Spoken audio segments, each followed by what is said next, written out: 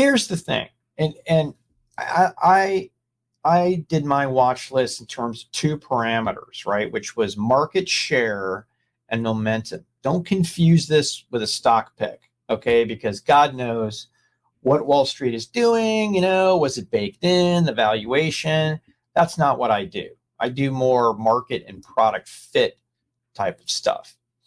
So first thing in semi is AI is going to lift all boats. It's going to be in the data center. It's going to be in PCs. It's going to be in smartphones. It's going to be on the industrial and commercial edge. And you will need new semiconductors to plow that in. So I think, some really interesting companies out there, they're going to gain share and momentum are going to be AMD, right? Data center and AI PC. I think they're being super conservative with their forecasts. Intel, AI PC. I think you're going to see evidence of 2025 data center competitiveness with a new GPU, and we're going to see some foundry action.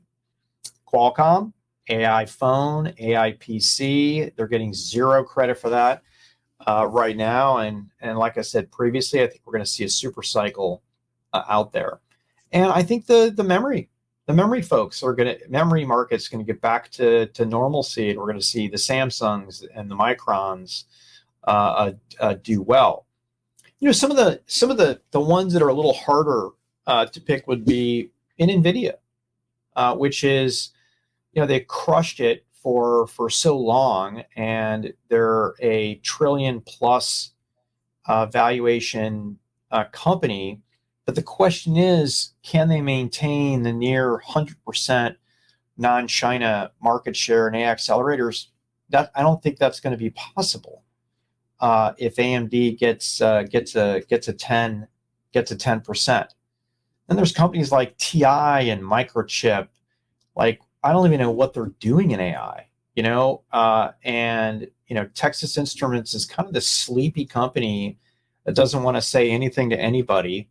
Kind of interested in spaces that are kind of boring, vital, but boring. They're leveraging some of their manufacturing capability to have lock-in and exert pricing pressure on customers. And then Microchip, where do they even play in the FPGA market? And how do they accelerate AI, and how are they going to do this year? It's kind of a mystery to me. So that's it. That's my Pat Moorhead semiconductor watch list for 2024.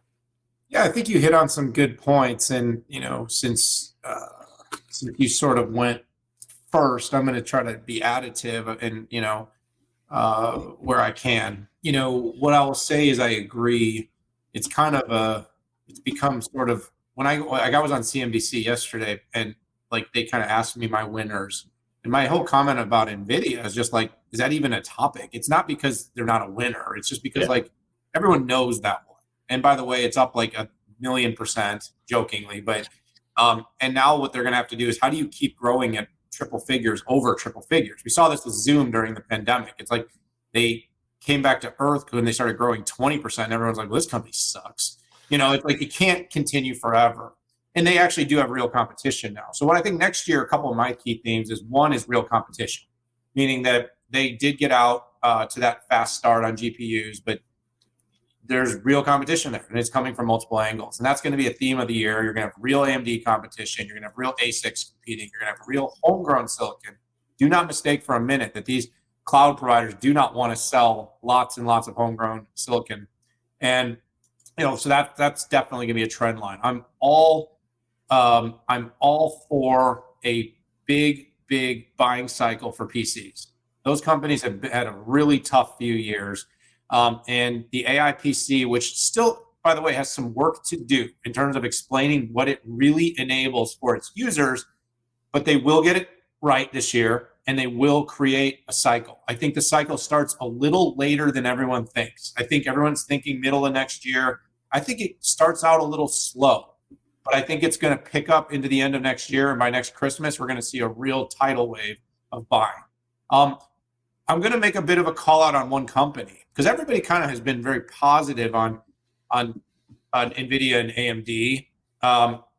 But I actually think Intel's turnaround is in motion. Now, for a few years, we've been saying it could turn around. I think that event, that AI Everywhere event, was a big moment in the Pat Gelsinger reign as CEO of Intel. I think this is the moment, you're starting to see the market is understanding and accepting that it's meeting its goals and it's meeting its timelines. And, we want in the country, is the US and the world, the allies in the world actually benefit. I don't know why I said actually. They benefit significantly from a strong Intel. And Intel, even the fact that as we move back to inference, a lot of inference gets done on Xeon, and the cycle of slowing CPU sales in the data center should see a turn as all this infrastructure gets put into place and we move back towards regular data center compute that's going to be utilized to inference a lot of this data. The only thing I'll say is automotive is very interesting. I think Qualcomm, which by the way will have an AI PC and has a very powerful early CPU, but on the automotive side, their work and all the effort and investment is going to start to pay off with growth.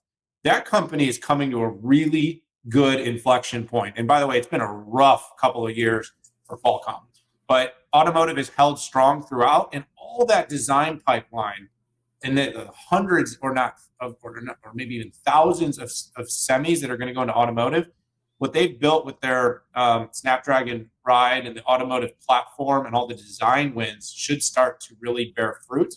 That, along with a super cycle for phones and a super cycle for PCs, should set up a bit of a comeback after multiple years of depression. So lots of other things I could say, but there's some things to watch in the semi space.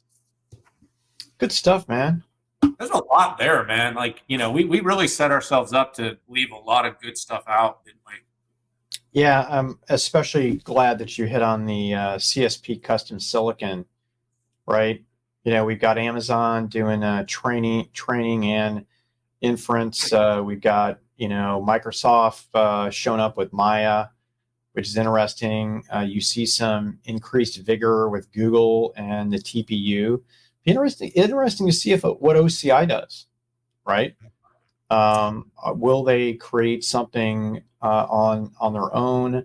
My guess is they're going to partner, kind of like they're doing with ARM semiconductors with Ampere, which they have an investment into. Be interesting to see if Oracle makes a play for one of these ASIC companies as their valuations are going down.